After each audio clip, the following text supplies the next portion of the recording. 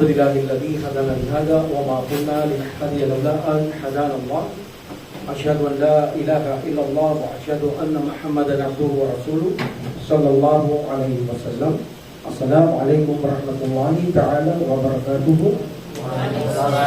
Alhamdulillah, pagpapatuloy natin ang ating akidah wasatiyah mula sa aklat ni ginawa ni Ibn Taymiyyah rahimahullah at sa kanyang mga pagbibigay na kapaliwanagan at komentaryo, at ginagamit din natin of course ang aklat ni Ibn Usaymin rahimahullah at iba pang mga scholar ng mga Ahlus Sunnah wal Jamaah at ganoon din ang mga imam. So marami tayong source na ginagamit.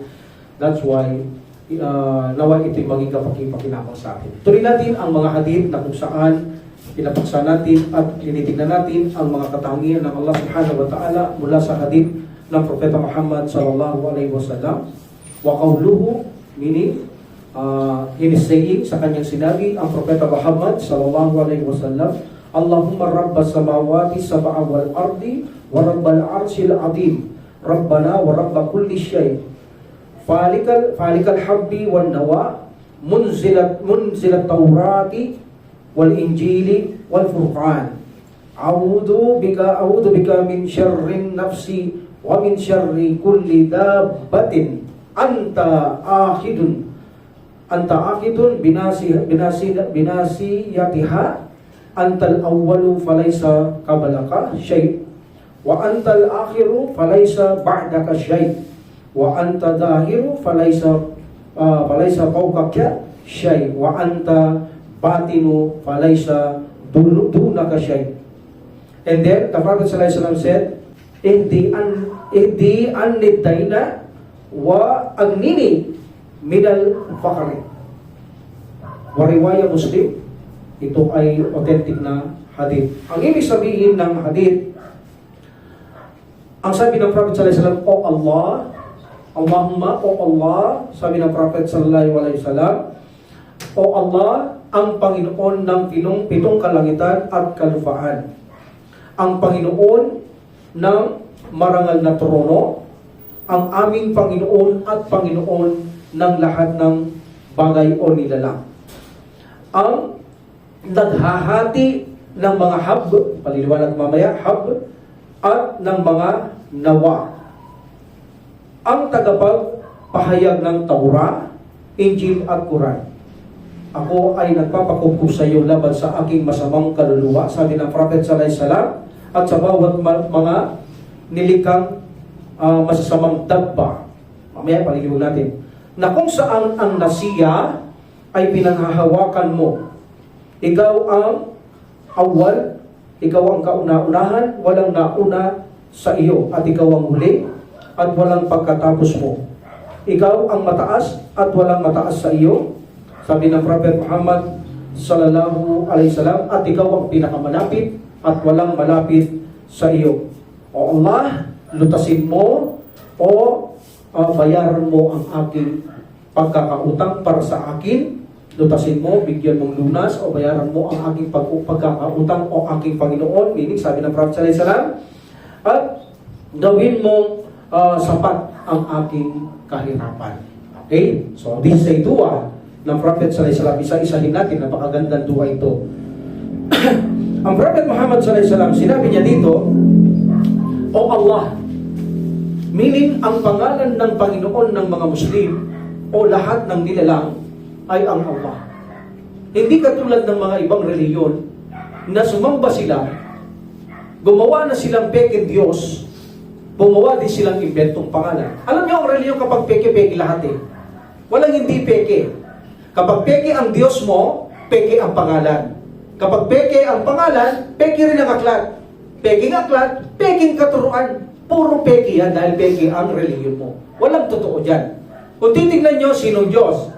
Sa kanila, ano sabihin nila? Si Jesus ang Diyos. Diba? Si Jesus ang Diyos. Fake na yan, hindi na totoo yan. So, hindi totoo yan. Ano ang dalang aklat ni Jesus? Biblia. Hindi totoo yan. Injil ang dala ni Isa alayhi salam. Puro peke yan. Pati katuruan, peke. Pati pangalan ng Diyos. Pag gumawa silang Diyos, Isa alayhi salam ginawang Jesus. Or sometimes, ginagawa lang Yahweh, sometimes Jehovah, iba-iba, invento, walang dalil. Nagaling ito sa mga propeta at sugo, walang dalil, nagaling sa aklat na ipinadala ng Allah subhanahu wa ta'ala. Meron dalil, Elohi, Eloha, mga ganyan, Allah, they are Semitic language. Magkakapatid yan. Isa lang ang kahulugan yan. Isa lang ang Aramaic, isang Griego, isang Arabic. Pero pare-pareho yan, walang pinagkaiba yan. Hindi katulad ng Yahweh, hindi yan, malayo yan. So, meaning, ang Diyos natin, o ang ating sinasamba, ang Allah subhanahu wa ta'ala, ang pangalan niya ay Allah. Where is the dalil? Every time na magduwa tayo, una ang Prophet sallallahu alaihi wasallam, ang mga sahaba at tayo, palagi natin sinasabi, Allahumma, Allahumma. Meaning ng Allahumma, O Allah, O Allah, O Allah. That is the name of our Lord. At pinaliwanag natin ng Allah, nakaraan pa, ng una pa, nakapasok dito ang maraming katangian at mga pangalang magaganda ng Allah subhanahu wa ta'ala na hindi kayang iugnay sa mga lilikha o gamitin ng kanyang mga nilikha. And also in Quran, like for example, sinabi niya kay Musa alayhi salam, Ya Musa, inni anallah, truly I am Allah. See? Siya ba nagsasabi, inni anallah, la ilaha illa ana, fa'buduni. Walang Diyos na dapat sambahin maliban sa akin, sambahin mo. So malinaw na ang Allah subhanahu wa ta'ala, siya mismo ang nagbigay ng kanyang pangalan. Walang imbento, sapagkat ito'y totoong reliyon, ang pangalan ng ating sinasamba ay si Allah subhanahu wa ta'ala. And then sinabi niya, O Allah, ang Panginoon. Paulit-ulit na ang Robibia. I think no need to repeat kung anong ibig sabihin ng Rab. Okay? Alhamdulillah. O Allah, ang Panginoon ng 7 kalangitan at 7 kalupaan. In this situation, maririnig natin, Diyos lang ba o Panginoon lang ng 7 kalangitan at 7 kalupaan ang Allah subhanahu wa ta'ala? Dahil yun ang sinabi ng Prophet sallallahu alaihi wasallam, Panginoon ng 7 kalangitan at 7 kalupaan. Also, sinabi niya rin, Panginoon ng lahat ng bagay. So meaning, gaya ng sabi ko nakaraan sa inyo, ang Allah subhanahu wa ta'ala ay gumagamit itong minsan pampartikular. Pampartikular, sometimes general. Hindi ibig sabihin kapag gumamit siya particular, ay Panginoon lang siya ng particular na yaon. Halimbawa, sasabihin natin, na sinabi ng Allah subhanahu wa ta'ala, Innama umirtu an a'buda rabbi hadhihi baldatil ladhi harramaha wa lahu kullu shay. Meaning, sabi ng Allah subhanahu wa ta'ala, sabihin mo Muhammad, ako'y ipinag-utos lamang o pinag-utusan, meaning ng Allah subhanahu wa ta'ala, na sambahin ko lamang ang Panginoon ng Makang ito o ng syudad na ito na Makang. So nakita nyo, particular lang. Sabi ng Prophet sallallahu alaihi wasallam, in Quran, sinabi ng Allah subhanahu wa ta'ala, sabihin mo Muhammad sallallahu alaihi wasallam, ako ay ipinag-utusan lamang na sambahin ko lamang ang Panginoon ng banal na syudad na ito. Meaning ba, ang Allah subhanahu wa ta'ala, Panginoon lang siya ng Makkah? Hindi. Sabi ng Prophet Muhammad, sallallahu alaihi wasallam, at siya ang nagpabanal nito, meaning yung Makkah, nagpabanal nito, at pag-aari niya ang lahat ng bagay. So, dalawa. Pag-aari, meaning generally, Panginoon siya ng lahat ng mga lilikha. So, gumagamit minsan ng Allah subhanahu wa ta'ala ng particular at general. Walang masama doon. Walang masama doon. Kaya dito, sabi niya, ng Prophet sallallahu alaihi wasallam, Panginoon ng 7 kalangitan at 7 kalupaan. Hindi ibig sabihin sila lang ang may Panginoon kay Allah, pati tayo. Dahil ang katuloy ng dua niya, at Panginoon ng lahat ng bagay. O, diba? General and particular ang sinabi ng Propeta Muhammad sallallahu alaihi wasallam. And then sabi niya, ikaw ang tagapaghati ng hab. Hab meaning ito ay butil. Iba ang butil, iba ang buto. Pagdating sa mga butil ng mga halaman at puno, iba ang butil, iba ang buto. This is hab. Ang buto ay yaong nawa. Yun ang nawa. Okay? Itong mga butil, sabi ng Propeta sallallahu alaihi wasallam, ito'y katangian ng Allah subhanahu wa ta'ala na siyang tagapaghati, tagapagbiyak ng mga butil at buto. Pag sinabing buto, sa malalaking puno ito. That is nawa. Kapag hab, ito'y sa mga gulay, sa mga palay, sa mga mais, maliliit na butil. Ang Allah subhanahu wa ta'ala ang nagbibiyak ng mga ito. Walang may kakayaang magbiyak nito. Matitibay ito. Kung ang tao susubok na biyakin ito, masisira niya ito. Dahil gagamit siya either na martilyo, maso, lagari, gagamit siya ng ganyang aparato, sisirain niya ang buto. Dahil matigas ito. At hindi niya basta mababasag ito kung martilyo lang ang hawak niya. Maghihirapan siya. Even na maliit na mga maliliit na mga butil para sa mga palay, sa mga mais, mga munggo, etc. So ang Allah subhanahu wa ta'ala, nakita mo, siya ang nagbibiyak nitong matitigas ng mga buto at mga butil nito. Walang may kakaya ang tao na gumawa nito. Yan ang sinasamba natin. Can you imagine, ibaon mo ang buto, ang Allah subhanahu wa ta'ala bibiyak yan. At mula sa buto o sa butil, dalawa, hab, nawa, mula sa mga butong yan, dito lilitaw ang kanyang ugat. Dito manggagaling ang kanyang ugat. Lilitaw. Babaon ang ugat doon. Tatayo siya, lalabas siya, ang ugat ay maiiwan doon sa buto. Di ba? Sinong nagpatubo nun? Sinong bumiyak?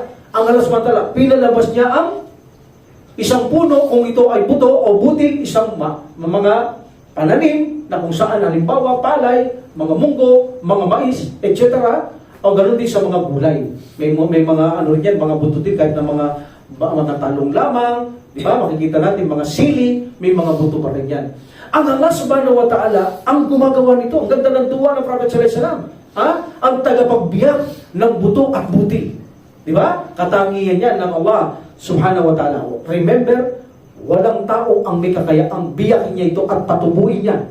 Doon mula sa buto, ang isang punong malaki, isang buto, nakalabas doon ang punong mangga, punong santol, napakalaki, sa isang buto na linikha ng Allah subhanahu wa ta'ala, at doon nagmula ang kanyang ugat, lalabas ang puno na ito, tindig bilang pakinabang sa tao. Allahu Akbar.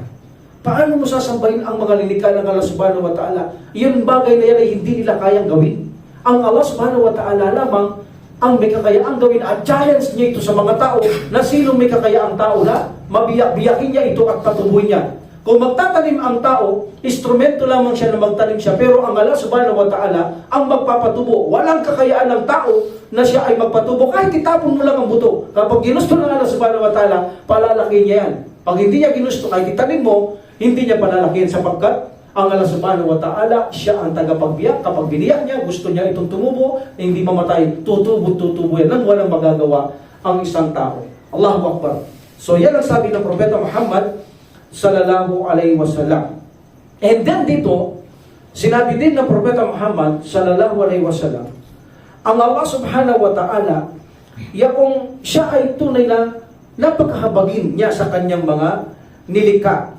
Can you imagine, dahil tayo ay lilikha na samantala Panginoon natin siya, natural, kung Panginoon natin siya, siya ang may-ari, tagapangalaga, tagapagtustos, binigyan niyang gabay ang tao para mamuhay siya ng tama sa mundong ito. Hindi siya masaktan, either physical or spiritual. Binigyan niyang aklat ang mga tao. Nagpadala siya ng mga sugo, mga propeta, at nagpadala siya ng mga iba't ibang aklat sa panahon na nandoon ang propeta at sugo, panahon sa panahon, nagpapadala siya ng guide sa mga tao para mabuhay sila ng may tamang patnubay dito. Ganon kahabagin ang Allah subhanahu wa ta'ala sa kanyang mga linikha. Siya ang revealer, meaning tagapagpahayag. So katangian ng Allah subhanahu wa ta'ala na siya ang nagpapadala ng patnubay. At walang may kakayaang magbigay ng patnubay maliban ang Allah subhanahu wa ta'ala. Sa panahon natin ngayon, ang aklat na tanging patnubay ay ang Quran. Walang aklat sa mundong ito na walang mali, maliban ang Quran. Dahil ang Quran, ito'y galing kay Allah subhanahu wa ta'ala na may kakayaang magbigay ng perpektong patnubay. Walang mali. Lahat ng aklat na ginawa ng tao, tiyak na may mali at hindi konti, maraming mali at kontradisyon. Yan ang gawa ng tao. That's why ang gawa ng Allah subhanahu wa ta'ala ay isang patnubay na walang alinlangang, walang pagkakamali. Siya ang tagapagpahayag ng aklat. At dito, tatlo ang binanggit ng Prophet sallallahu alaihi wasallam at naka-erase. Nagpadala ng Torah, nagpadala ng Injil, nagpadala ng Quran. Nirase niya, inuna niya kay Propeta Musa alaihi salam. Inna anzalna at-Taurata fiha hudan wan nur. Sabi ng Allah subhanahu wa ta'ala, ipinadala namin ang Taurah, narito ay ang gabay at ang liwanag. At Imran arrangement din na sinabi ng Allah subhanahu wa ta'ala, Nazzala alaykal kitaba bil haqqi musaddiqan lima bayna yadayhi wa anzala at-taurah wal injil. And then min qablika hudan linnas wa anzala al-furqan. So naka-arrange. Sino nagpapadala nito? Ang Allah subhanahu wa ta'ala ang nagpapadala ng aklat. Kapag siya ang tunay na Panginoon, siya ang may karapatan magbigay ng reliyon.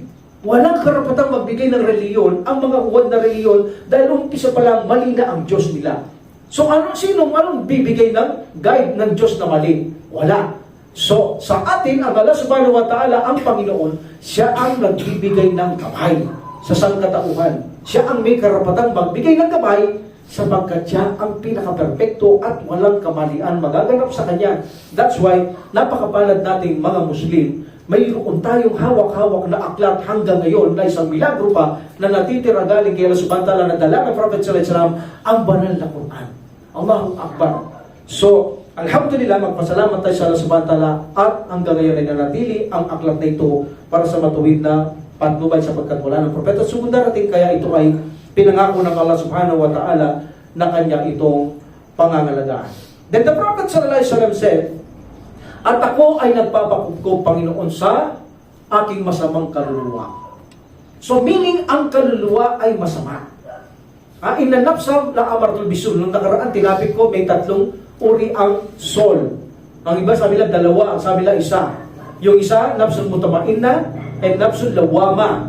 But the majority, 2 lang ang uri ng kaluluwa. Yung nafsul lawama, yun ay isang ito ay nagpapahiwating na nag-uudyok ng panunumbat, paninisi, yung nafsul lawama. Like for example, ang ating mga kaluluwa, nafsul mutamainna. Nafsul mutamainna, gusto niya gawin mo mabuti. So, kapag hindi mo ginawa ang mabuti, susumbatan ka ng nafsul lawama. Meaning, bakit hindi mo ginawa yun? Meaning, sasumbatan mo yung sarili mo. Bakit hindi ko ginawa yun? That is a nafsul lawama. Ang gusto ng nafsul mutamainna, gawin mo ang mabuti. Kapag hindi mo ginawa ang mabuti, sinusumbatan ka ng nafsul lawama. Meaning, sinusumbatan ka, bakit hindi mo ginawa? Bakit hindi mo ginawa yung mabuti? Okay, bakit mo iniwasan yung mabuti? Sinisisi ka. At ang isa ay ang nafsul amaratul bisu.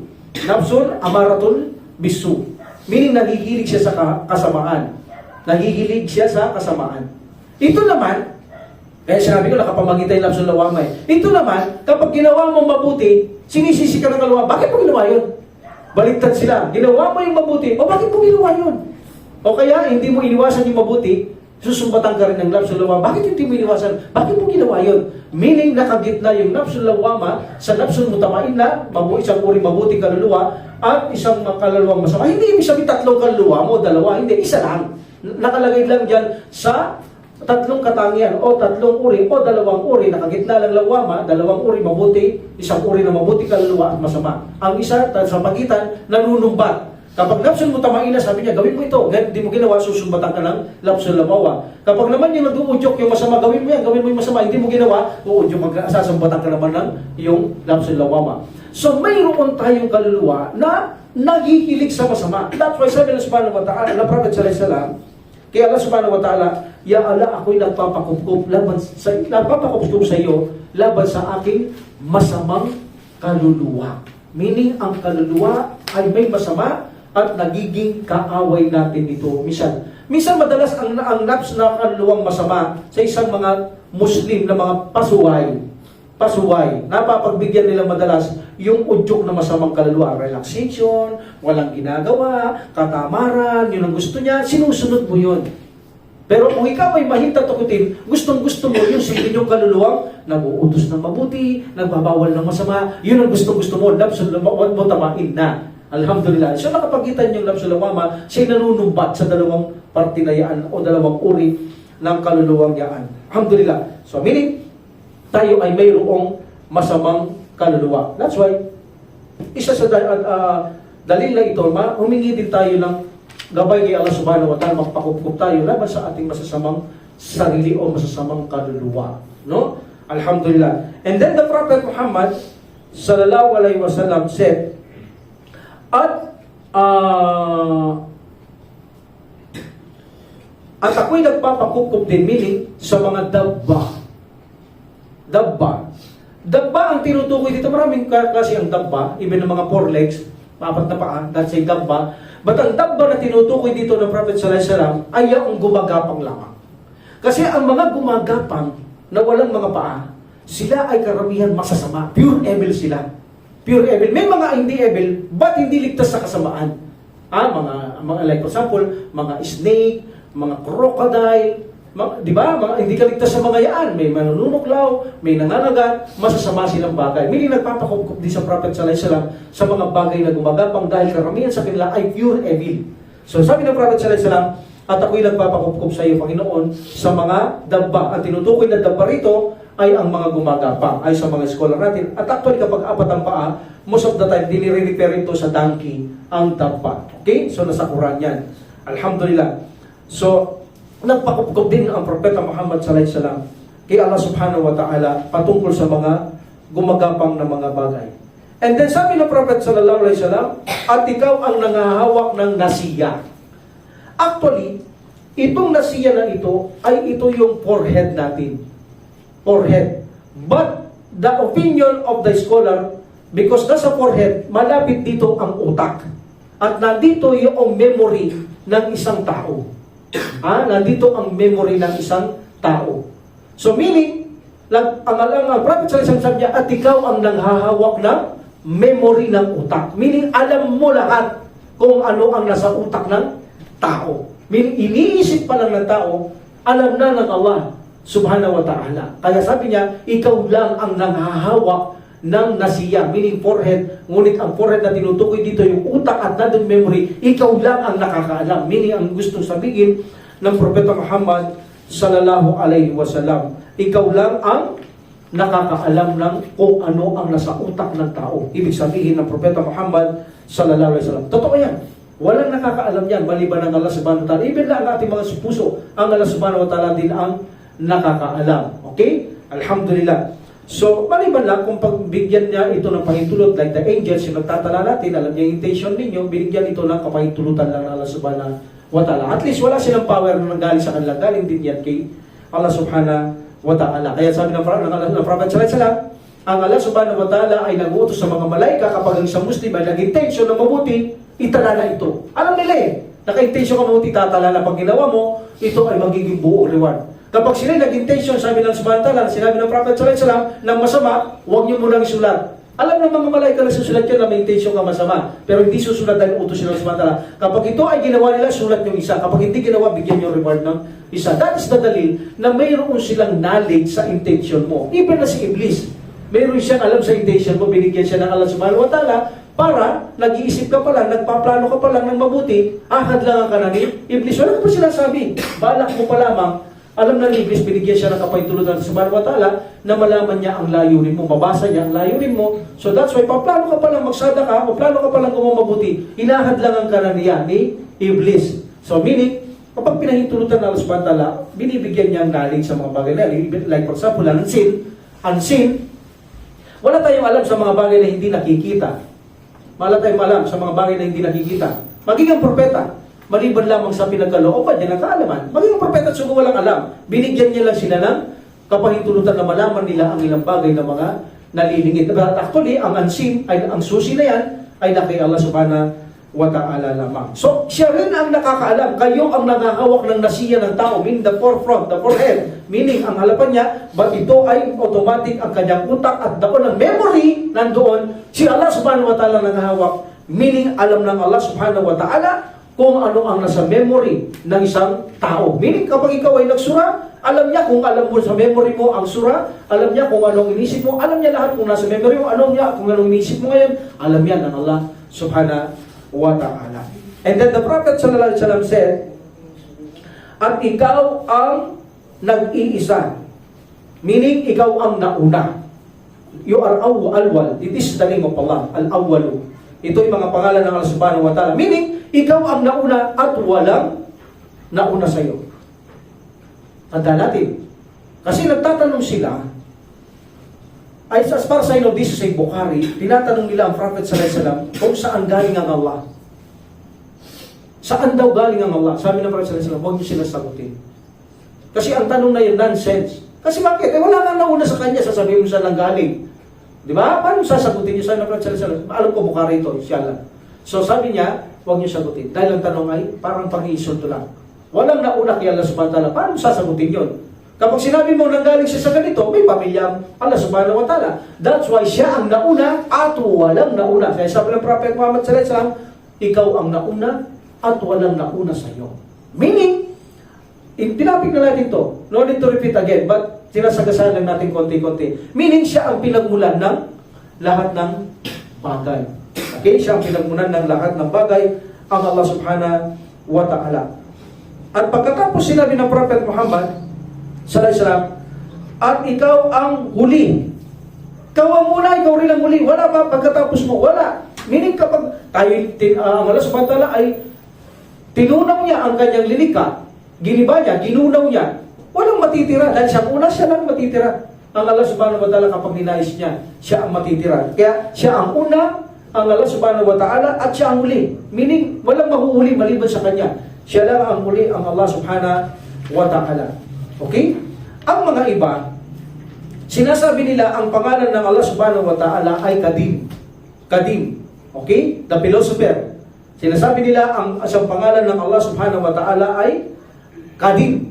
Meaning, ang ibig sabihin ng Kadim ay ancient, sinauna, luma o kupas. Hindi pwedeng maging pangalan ng Allah subhanahu wa ta'ala ang Kadim. Sapagkat ito ay hindi perfecto. Ito ay mayroong defecto. Can you imagine? Kupas, luma.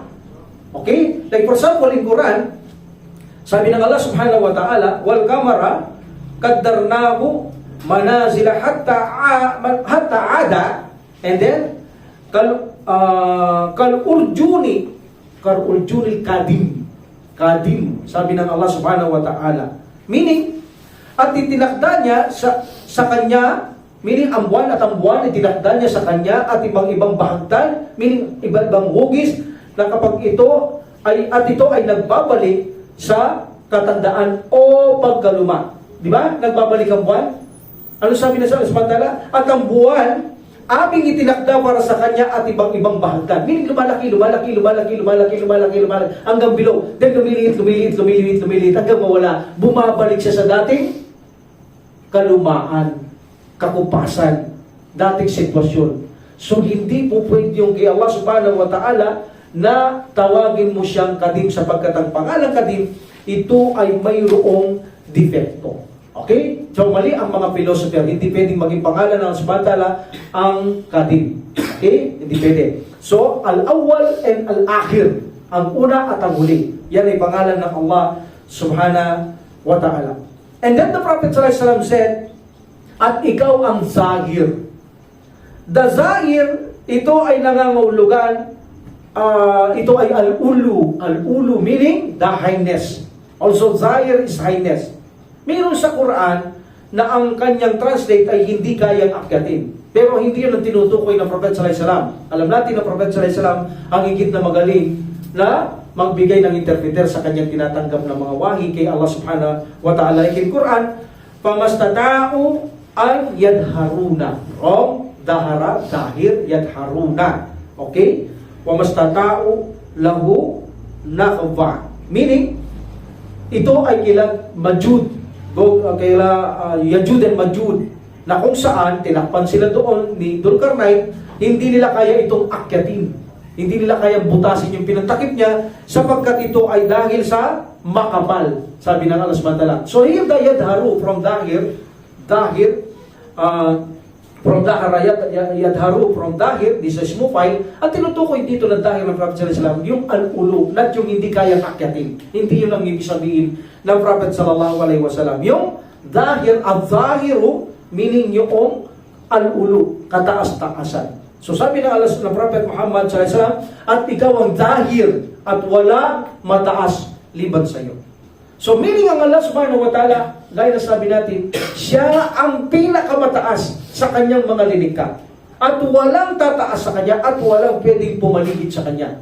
Kung siya ay nakaharap sa atin, saan man tayo humarap, kahit mataas siya, walang imposible yung kay Allah subhanahu wa ta'ala, at pinaksa na rin natin yan.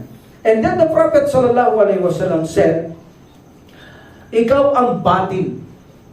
Batin, meaning kung ikaw ang pinakamalapit. Malapit ka. Ikaw lang. Walang malapit sa iyo maliban ikaw. Malig tayo, malayo tayo. Siya ang malapit. Palaging malapit ang Allah subhanahu wa ta'ala sa kanyang mga lilikha. Can you imagine? Napakalaki ng Allah subhanahu wa ta'ala, katitig lang tayo. Napakalapit talaga natin sa kanya. Pero tayo, dahil katitig lang tayo, napakalayo lang Allah subhanahu wa ta'ala sa atin. Dahil ang unang langit pa lang, layo-layo lang sa atin. Pero sa kanya, napakalapit natin kay Allah subhanahu wa ta'ala. Kaya sabi ng Prophet sallallahu alaihi wasallam, ikaw ang malapit. Ikaw lang ang pinakamalapit. Liban sa iyo, walang malapit. Ikaw ang malapit. Meaning ang lilikha, malayo yan kay Allah subhanahu wa ta'ala. Okay? Ikaw ang malapit at walang malapit maliban lamang sa iyo, sabi ng Propeta Muhammad sallallahu alaihi wasallam. And then sabi niya, Ya Allah, bayaran niyo po ang aking pagkakautang alang-alang sa aking Panginoong ko. Meaning, ano yun? Inuutusan siya ng Prophet sallallahu alaihi wasallam? Ang Allah subhanahu wa ta'ala. Pwede ba yun? Utusan mo ang Allah subhanahu wa ta'ala? Hindi. Nagsusumamo siya. Na ibig sabihin, kung mamatay man siya at may utang siya, pakibayad ni Allah subhanahu wa ta'ala. Paano yung babayaran ng Allah subhanahu wa ta'ala? May hadith ang Prophet sallallahu alaihi wasallam. Kapag ang isang may utang na tao, mahirap ka, nakautang ka, at nadatnang kakamatay, hindi mo nabayaran. Kung ang kondisyon, sabi ng Prophet sallallahu alaihi wasallam, ay gusto mo itong bayaran, willing kang bayaran, ngunit wala ka talagang pambayad, kinakapos ka, at namatay ka, dahil gusto mong bayaran, namatay ka, hindi mo nabayaran, walang nakakaalam, na mayroon kang utang para sa taong yaon, ang Allah subhanahu wa ta'ala, sabi niya, ang magbabayad para sa iyo. Saan? Sa kabilang buhay. Babayaran niya yung pinagkautangan mo. Bibigyan niya ng katumbas na gantimpala o higit pa roon kapag ginusto sa batala, babayaran niya alang-alang sa'yo na may utang ka na hindi mo nabayaran pero gusto mong bayaran, nagduwa ka kay Allah sa batala, Ya Allah, alam niyo naman po ang sa dibdib ko, gusto kong bayaran ang utang ko, Ya Allah, baka madatnan akong kamatayan na hindi ko mabayad, Ya Allah, pakiganap niyo na lamang po ang aking pagkakautang, Ya Allah. Meaning, bayaran mo ang aking utang, Ya Allah, para sa taong yan, para sa akin, Ya Allah. Yun yung pagsusumamo, humihingi ka ng tulong kay Allah sa batala. That's why sa kabilang po, sabi ng Prophet sallallahu alaihi wasallam, siya ang magbabayad sa iyo, ang Allah subhanahu wa ta'ala para sa iyo. At mayroon kasi parusa o mahigpit din ang kalagayan ng isang tao sa libingan na hindi nagbabayad ng utang. Kaya ang mga namamatay na hindi nagbabayad ng utang na noon sa panahon ng Prophet sallallahu alaihi wasallam, bago niya isaratul janasa, pinapabayad niya muna kung alam ng tao. May utang yan, sabihin, okay, may utang, hindi ko sasaratul janasa yan. Dahil magiging matindi sa libingan ng mayroong kalagayan, lalagyan yan. Kailangan mabayad ang utang niya. Kaya hindi gustong gawin ng janasa ng Prophet sallallahu alaihi wasallam para may mamalasakit na, okay, Rasulullah, ako na po magbabayad, gawin niyo na po sa salatul janasa sa kanya. Meaning may magbabayad sa kanyang utang. Ganun kahalaga ang pagbabayad ng utang. Dinitiilan dito ng Prophet sallallahu alaihi wasallam na, Ya Allah, bayaran mo po ang aking pagkakautang. Meaning kapag namatay ako, Ya Allah, bayaran mo ang aking utang na para sa akin, Ya Allah. Meaning nagtutuwa siya. So that's why ang Allah subhanahu wa ta'ala ang magbabayad nito. So kung mayroon nakakaalam, dapat niya itong ipabayad. Anak niya, asawa niya, kapatid sa pananampalataya. Like for example, ako, may utang ako na hindi ko na alam, nakalimutan ko din sinabi sa akin, on deathbed ako, sabi nila, Ya Imam, may utang ka pala kay ano. Ganun ba? Brother, paano to? Wala akong babayad.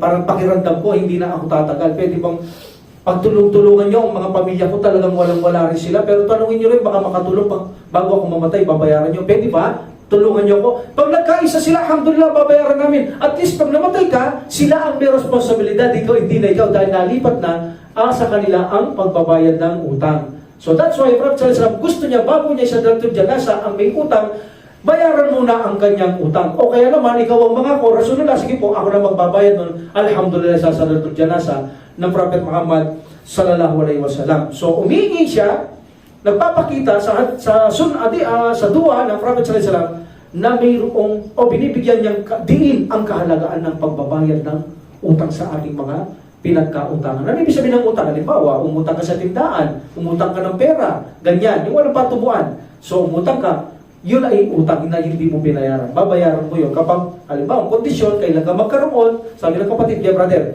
huwag kang mag-alala. Kapag maluwag ka, bayaran mo ako. Meaning kapag naging maluwag ka, babayaran mo siya. Hindi ka magpapatumpik-tumpik doon. Kailangan bayaran mo siya. Magiging pananagutan mo yun, sabihin sa'yo ng Allah subhanahu wa ta'ala, may binigyan na kita ng pambayad noon, hindi mo siya binayaran, tapos ako naman ang babayaran mo. Hindi naman makatarungan yun. Meaning, for sure lang, kapag wala kang ibabayad na alam, maaaring mamatay ka, kahit na mayroon na alam mong gusto mong bayaran, hindi ka dumating doon, hindi ka nagkaroon, ang Allah subhanahu wa ta'ala, ang siyang magbabayad para sa iyo. Pero kung maluwag ka na, binigyan ka na ng Allah subhanahu wa ta'ala, ayaw mong magbayad, meaning ginahit mo pa sa luho, tapos ya Allah, bayaran mo utang ko, subhanallah, hindi yun ang tama, hindi yun ang tinutukoy dito ng Propeta Muhammad sallallahu alaihi wasallam. Sakali na siya ay may utang at mamatay, bayaran. Sabi niya, Allah, pakibayad. Parang nalaki-usap siya, bayaran mo po ang aking pagkakautang. Bakit nagkakautang ang Prophet sallallahu alaihi wasallam? Mahirap siya.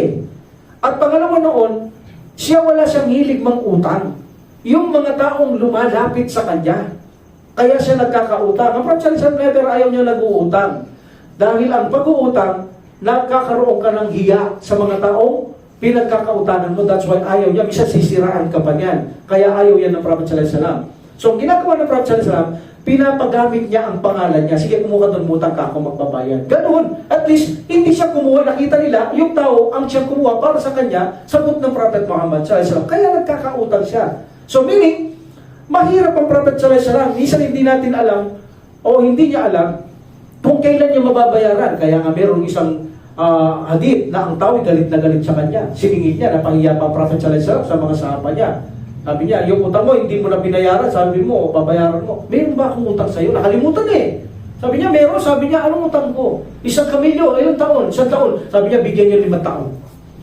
So, pagbabayad, pwedeng pagdaragdag. Basta walang usapan, hindi riba yun. Yun ay kagandahang loob. Nakalimutan ng Prophet sallallahu alaihi wasallam, may utang pala siya. Yun ang tinutukoy niya. Na, kung may utang siya, na hindi niya alam, namatay siya, o hindi niya nabayaran, walang pambayad, ang Allah subhanahu wa ta'ala, susumama siya pakibayad ng Allah subhanahu wa ta'ala. So, meaning, ang Allah subhanahu wa ta'ala ang magbabayad noon para kay Propeta Muhammad sallallahu alaihi wasallam. Sa atin, kapag nagduwa tayo, ya Allah, kami mahirap, nakapag-utang po ko, ya Allah, sana po, ya Allah, kung sakaling madagda ng kamatayan, inihiling ko sa inyo, ya Allah, na patawarin mo ko, at, ya Allah, kayo na po bahala, pakibayan niyo po ang aking pagkakautang. So, bahala nang gumawa para ng subhanahu wa ta'ala, malay mo, yung mga kapatid mo, nalaman nila, pinaalam ng Allah subhanahu wa ta'ala, sila nagbayad, alhamdulillah, walang imposible kay Allah subhanahu wa ta'ala. Kung hindi mo nabayaran dito, sabi ng Prophet sallallahu alaihi wasallam, on the day of resurrection, ang Allah subhanahu wa ta'ala magbabayad para sa iyo, sa iyong utang, na gusto mong bayaran ngunit hindi mo ito nabayaran.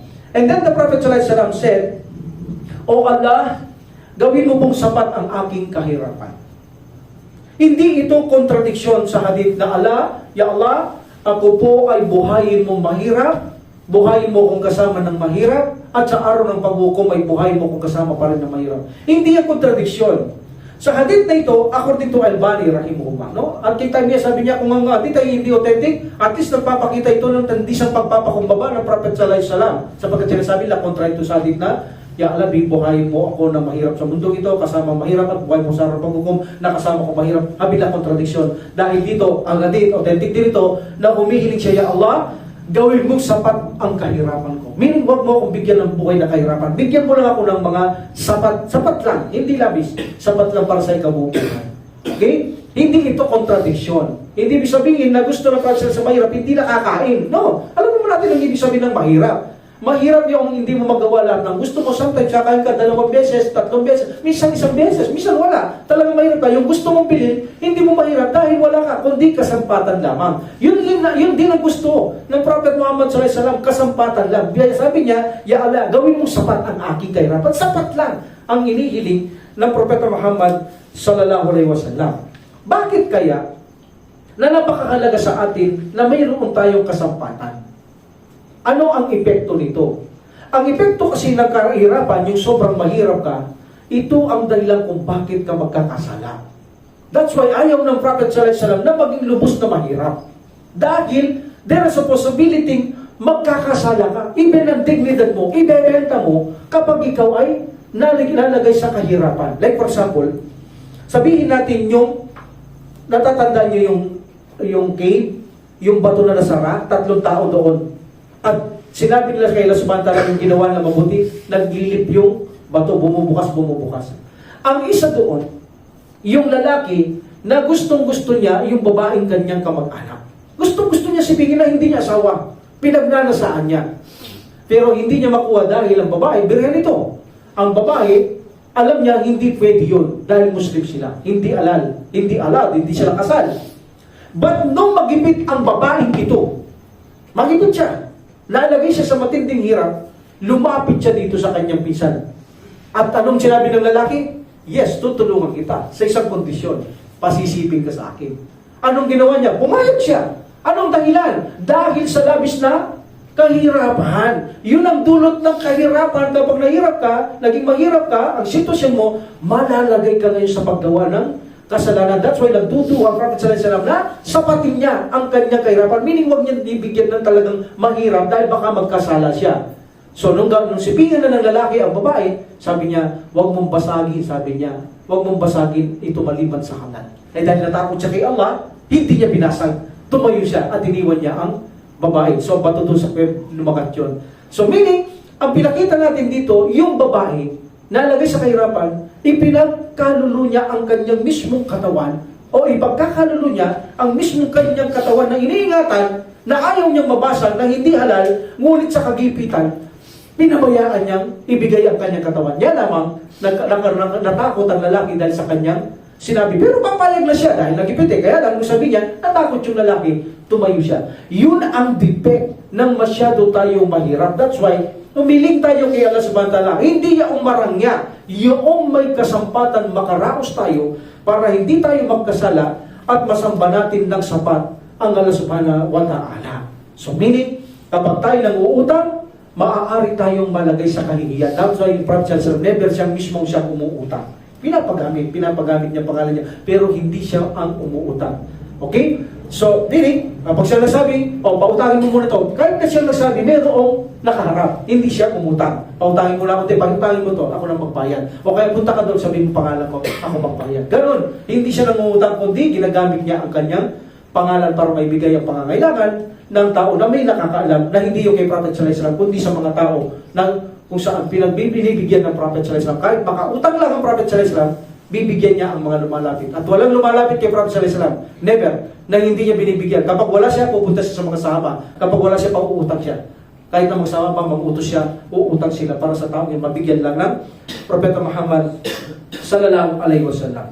And then, nagduwa siya na siya ay bayarin ang utang na pakibayad ng Allah subhanahu wa ta'ala sakaling mamatay siya, hindi niya mabayaran, at siya ay nagduwa na kung saan gawin kasampatan ang kanyang buhay. Maging sapat lamang ang kanyang buhay. Yun lang ang hiling ng Propeta Muhammad sallallahu alaihi wasallam. So hindi saglit, ang pangalan dito na lumitaw ng Allah subhanahu wa ta'ala, Al-Akhir and Al-Awwal, ito ay ang una at ang huli, ang Zahir, the Al-Ulu, the Highness. Zahir is also the most high, and also the Batin. Batin is yung malapit, malapit, walang malapit, maliban sa Allah subhanahu wa ta'ala. So lumilitaw, ang una at huli, ito ay time, panahon. Katangian, panahon. At ang the most high at malapit, ito ay lugar. Kasi sabi ng iba, walang lugar ang Allah subhanahu wa ta'ala. Subhanallah, malinaw ito, dahil kataas-taasan. Ang pinakamalapit, that say also place. So meaning, mayroong place. Hindi maaaring walang place ang Allah subhanahu wa ta'ala. Siya ay nasa kaitaas-taasan ng Allah subhanahu wa ta'ala. So in this situation, makikita natin ang mga benefits dito, mga kapatid ko sa pananampalataya, binabalaan tayo ng Propeta sallallahu alaihi wasallam, makita natin sa duwa niya, na mayroon tayong masamang kaluluwa. Huwag ninyong pakinggan masyado ang masamang kaluluwa. Kundi yung nafsun mo tamain na, yung kapag nag-udyok siyang mabuti, yung kaluluwa mo, gawin mo. Kapag nag-udyok siyang masama, huwag mong gawin. Yung lamu-lawama, nanunumbat yun, kahit anong gawin mo dyan, nanunumbat yan. Bakit mo ginawa mabuti? Pag hindi mo naman ginawa, bakit hindi mo ginawa? Ganun ang papel ni lawama. Kalakapagitan lang siya sa matuwid na kaluluwa at isang baluktot na kaluluwa. So alhamdulillah, so binabalaan tayo dito ng Prophet sallallahu alaihi wasallam sa kanyang dua. Nakita natin, mayroon tayong nafs na masama at ito ay dapat nating paglabanan ang nafs na masamang ito na ipinakita dito ng Propeta Muhammad sallallahu alaihi wasallam. Then, punta tayo sa susunod na hadith ng Prophet sallallahu alaihi wasallam. Sabi niya, wa qawluhu lamma rafa'a as-sahabah aswadahum bid-dhikri ayuhan nas. Sabi ng Prophet sallallahu alaihi wasallam, irbiu ala anfusikum fa innakum la tad'una asamma wala ga'ibah innama tad'una sami'a basira qariba innal ladina tad'unahu aqrabu ila ahadikum min unki rahilati. Muttafaqun alayh. Ano ang hadith?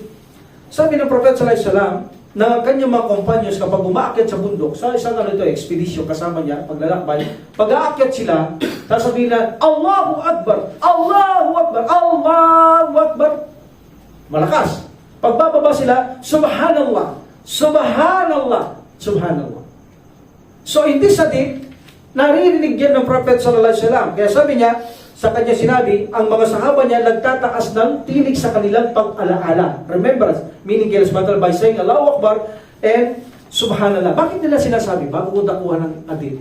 Bakit nila sinasabi every time na sila tataas Allahu Akbar? Kailangan maintindihan natin. Ibig na tayo kapag umakyat tayo, dapat sabihin natin Allahu Akbar. Sapagkat, ang isang paglagay sa isang pinakamataas na lugar, ikaw ay maaaring makaranas ng pagmamalaki. Taas ko, Allahu Akbar, kita-kita ko lahat. Parang ganyan. That's why, sasabihin mo Allahu Akbar dahil para mawala yung feeling mo na ikaw ay parang maging mataas dahil walang mataas maliban kay Allah subhanahu wa ta'ala. That's why kapag aakyat ka, sasabihin mo Allahu Akbar like the sahaba. Alam nila yan.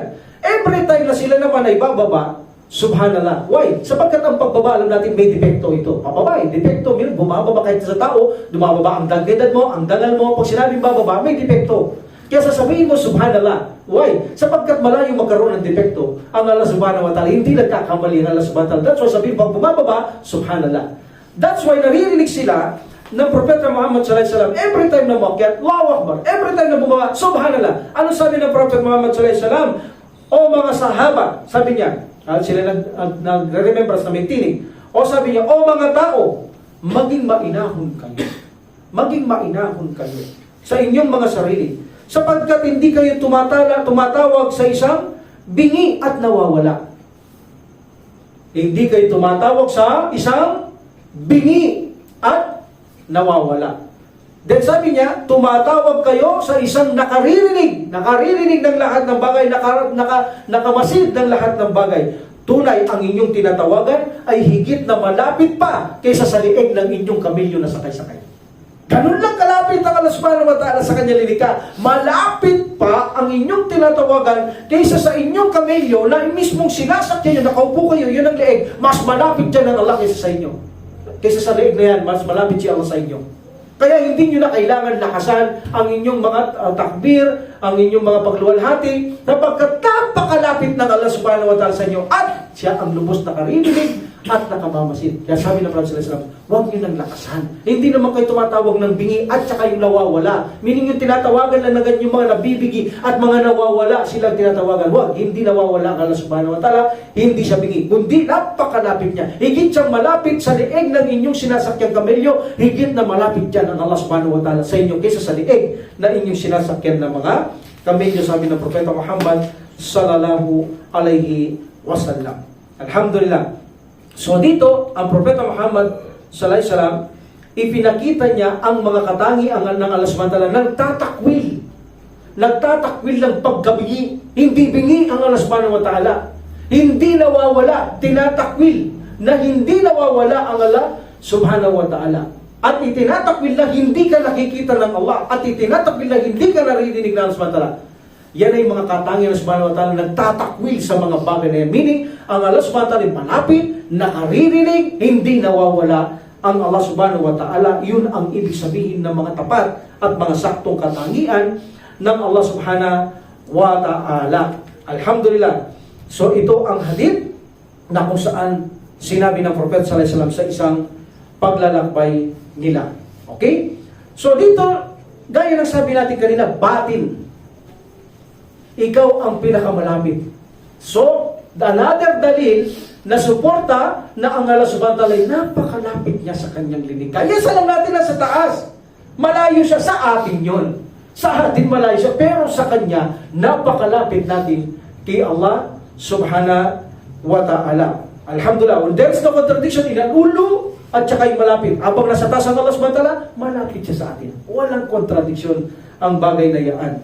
Alhamdulillah. In this situation, ang Prophet Muhammad sallallahu alaihi wasallam, sinabi niya, bakit niya ito ibinawal? Gusto ko malaman ninyo. Ang benefits kasi dito, kapag ikaw ay paakyat, Allahu Akbar, napapagod ka. Di ba? Napapagod ka eh. Magbababa ka, subhanallah, malakas, napapagod ka. Di ba? So meaning, hindi naman sila pinagbabawalan totally ng Prophet sallallahu alaihi wasallam. Mayroong benefits. At saka pinaalam nila, dagang kaalaman, huwag nyo nang isigaw. Kasi naririnig naman kayo, hindi naman nawawala. Kasi bakit? Kasi baka mapagod kayo. So sa ibada, meaning, sa ibada kasi sa atin, sa pananampalataya, walang extremism. Balanse ang ating pag-ibada. Meaning, ang tao kasi kapag siya ay napagod sa ibada, magsasawa siya. Pinapakita yan ng Prophet sallallahu alaihi wasallam. So para hindi ka magsawa, maging balanse ka sa iyong religion. Yun ang ibig sabihin ng Prophet Muhammad sallallahu alaihi wasallam. Like for example, gusto mong magsala. Obligatory. Hantok na hantok ka. Ayaw ng Prophet sallallahu alaihi wasallam magsala ka, hantok ka.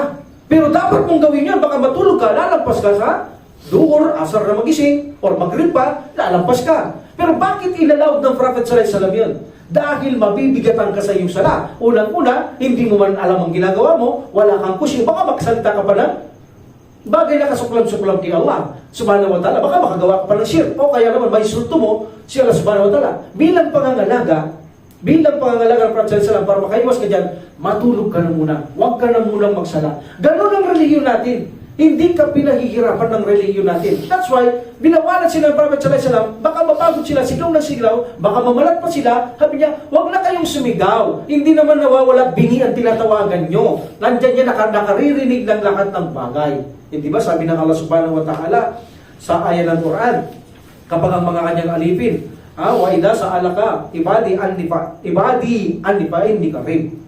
Ang sabi ng Subhanahu, kapag ikaw ay tinatanong, wa idha sa'alaka, kapag ikaw ay tinatanong ibadi ng aking mga alipin, anni about me, fa inni karim. Ako ay malapit sa kanila. Allahu Akbar. Ako ay malapit sa kanila. Ujibu da'watad da'i idadaan. Ujibu da'watad da'i idadaan. At tinutugon ko ang kanilang mga panawagan. Ang mga Muslim lang yan. Tinutugon na Allah subhanahu wa ta'ala ang panawagan. Sabi niya, sabihin mo, malapit lang ako sa kanila. That's why kapag nagsasala ka, nakaraan, nasa harapan mo lang si Allah subhanahu wa ta'ala. Kahit nasa taas siya, napakalapit niya sa iyo, nasa harapan mo lang. That's why sabi Allah subhanahu wa ta'ala, kung itinatanong ka, wa idha sa'alaka ibadi anni. Kung tinatanong ka ng aking mga lipin patungkol sa akin, sabi mo, fa inni karim. Katotohanan ako'y malapit. Ujibu da'watad da'i idadaan, at tinutugon ko ang kanilang mga panalangin. Allahu Akbar. So, iyan ang mga proof na ang Allah subhanahu wa ta'ala ay napakalapit lamang sa kanyang mga linikha. Kapag sinabing malapit, ang benefits dito, wala tayong maitatago kay Allah subhanahu wa ta'ala. So, nagpapakita dito, kapag sinabing malapit ang Allah subhanahu wa ta'ala, huwag tayong gagawa ng ipinapupot ng subhanahu wa ta'ala sapagkat walang makaliligtas sa atin. Kaya Allah subhanahu wa ta'ala, napakalapit niya, kitang-kita, dinig na dinig niya ang lahat ng kanyang mga nilikha. Then the Prophet Muhammad sallallahu alaihi wasallam said, wa qawluhu innakum satarawna rabbukum kama tarawna al-qamara laylatal badri. I think natapik na natin ito na karaan. La tadamuna fi ru'yatihi, and then fa in istata'tum illa taglabu ala salatin qabla tulu'i syamsi wa salatin qabla urubiha, and then fa'alu muttafaqun alayh. At sabi ng Prophet sallallahu alaihi wasallam, katotohanan makikita ninyo ang inyong Panginoon. Tatapik na natin to, no? Makikita ninyo ang inyong Panginoon tulad ng paano niya nakita ang isang maliwanag na buwan, meaning sa paraiso. Makikita ang Panginoon subhanahu wa ta'ala tulad ng kabuuan o full moon in the night. At you will not tudammun. Tatapigin ko to kasi may tatlong ano to. Tudammun. Ano ibig sabihin ng tudammun? Paliwanag mamaya. At kung kaya ninyo na walang makadlang na magsala bago lumubog ang araw, o bago sumikat, yes, bago lumubog at bago sumikat, Maghrib and Fajr, ay gawin ninyo kung walang makakahadlang. Yan is the hadith. In this hadith, nagpapakita ang hadith na ito na ang Prophet Muhammad sallallahu alaihi wasallam, sinabi niya na makikita natin ang ating Panginoon. Panginoon sa mata. Natapik ko nito, hindi ko na no need to repeat. Nagsabi ng mga iba, yung mga naninira dito, ano sabi nila? Hindi yan vision. Ang ibig sabihin ng vision diyan ay knowledge. Malalaman mo siya subhanahu wa ta'ala. They make ta'til. So sinisira nila ito, hindi ta'til. Pinaliwanag ko na ito, kanilang katwiran na ito ay knowledge. Ito ay falsifikado na kanilang mga katwiran na ipinaliwanag ko na nakaraan. Naka-YouTube naman, pwede balikan. Dito ang tinutukoy ng Allah na Prophet sallallahu alaihi wasallam, makikita niyo ang Panginoon ninyo by your vision. Pag sinabing vision, meaning ang inyong mismong mata. Minsan kasi ang Prophet sallallahu alaihi wasallam, ipinapaliwanag niya ang mga kahulugan by the real sense.